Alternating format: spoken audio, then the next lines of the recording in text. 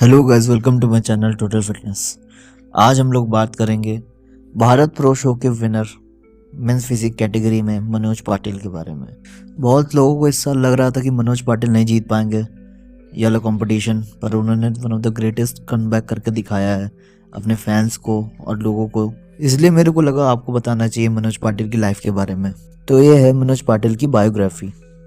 मनोज पाटिल का जन्म 1992 कोल्हापुर में महाराष्ट्र में हुआ था। मनोज पाटिल एक मिडिल क्लास फैमिली से बिलोंग करते हैं। मनोज ने मुंबई में ही अपनी पढ़ाई पूरी की। मनोज को बचपन से ही फुटबॉल खेलने का बहुत ही ज़्यादा शौक था, पर उन्होंने बॉडी बिल्डिंग के अंदर जाना 15 साल की उम्र से ही चालू कर दिया था।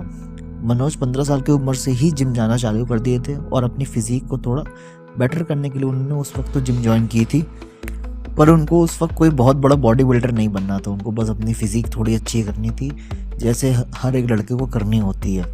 जब मनोज जिम जाने लगे और जब उनको फिटनेस के बारे में थोड़ी बहुत नॉलेज हुई, तो उन्होंने फिजिक देखी, आर्नोल्ड श्वार्ज़नेगर जैसी और रोनी कोलमैन जैसी फिजिक्स देखी और उनकी बातें सुनी और उनसे बहुत ज़्यादा इन्फ्लुएंस होंगे मनोज उस वक्त तक। तो मनोज ने ये सोचा कि मैं भी अब कंपटीशन खेलूँगा। तो मनोज ने 2012 से ही मुंबई में बहुत सारे लोकल शो खेलने चालू कर दिए थे। उसके बाद मनोज ने 2015 तक बहुत सारे स्टेट लेवल कॉम्पिटिशन्स और बहुत सारे नेशनल लेवल कॉम्पिटिशन्स भी खेले। पर मनोज की लाइफ का टर्निंग पॉइंट आया 2015 में, जब उन्होंने IFBB का प्रो कार्ड जीता मेंस फिजिक कैटेगरी में। उसके बाद मनोज बहुत ही ज़्यादा फेमस हो गए थे इंडिया के अंदर, क्योंकि मेंस फिजिक कैटेगरी उस वक्त एक बहुत ही ज़्यादा नई कैटेगरी थी सब लड़कों के लिए। जो भी नए नए जिम में जाते थे वो मनोज को अपना इंस्पिरेशन मानने लगे थे उस वक्त।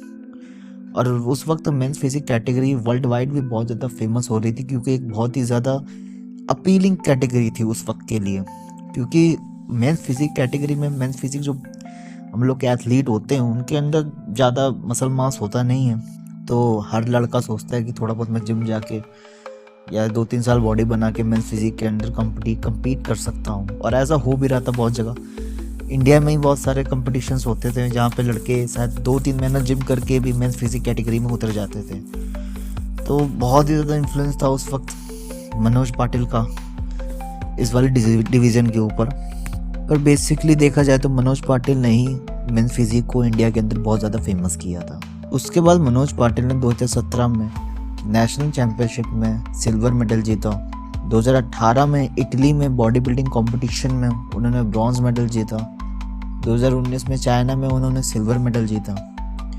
वो तो धीरे धीरे करके अपने करियर में आगे बढ़ते जा रहे थे। फिर साल आए 2020, 21, 22 के, जिसमें वो बहुत ही बड़ी कंट्रोवर्सी में फंस गए थे साहिल खान के साथ। मतलब मनोज पाटिल की उस वक्त ऐसी स्थिति आ गई थी कि वो बोलते हैं कि वो सुसाइड करने भी जा रहे थे, सुसाइडल अटेम्प्ट्स भी कर रहे थे मनोज पाटिल।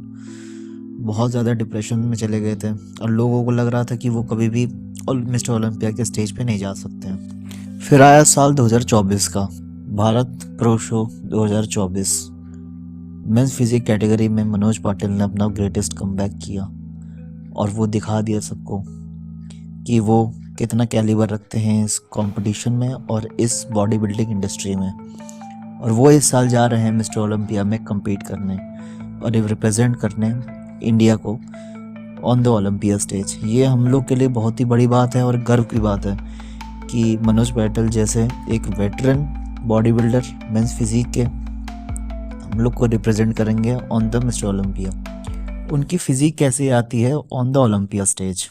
सो we hope better for Manoj Patil on the Mister Olympia. तो ये था एक छोटा सा बायोग्राफी मनोज पाटिल के ऊपर। So this is the end of the video. Hope you enjoy the video.